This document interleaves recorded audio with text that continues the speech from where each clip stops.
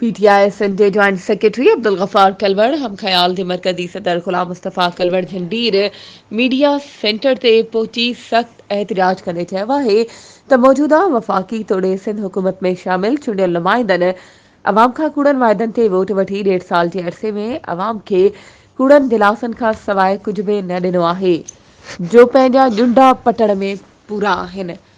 जे सबब मुल्की इदारा खसारे में आहिनि बेरोज़गारी लाक़ानूनियत जो उरूज आहे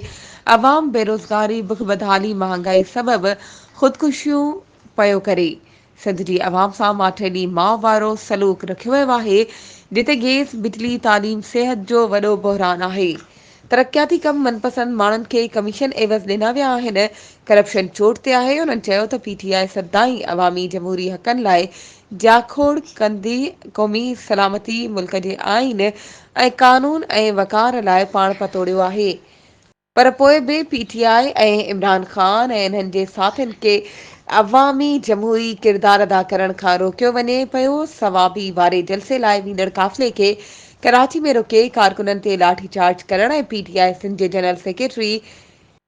डॉक्टर मसरूर सियाल खे गिरफ़्तार करण इज़हार जी आज़ादी ऐं जमहूरियत जो क़त्ल आहे गिरफ़्तार अॻवाननि कारकुननि खे आज़ाद करे तहरीक इंसाफ़ खे अपोज़िशन जो किरदार अदा करण जो मौक़ो ॾिनो वञे वधीक ख़बरुनि ऐं अपडेट्स जे लाइ असांजे चैनल खे सब्सक्राइब कयो ऐं हा बेल आइकन खे प्रेस करण न विसारिजो त जीअं असांजी हर नई अचण वारी वीडियो तव्हां ताईं पहुचे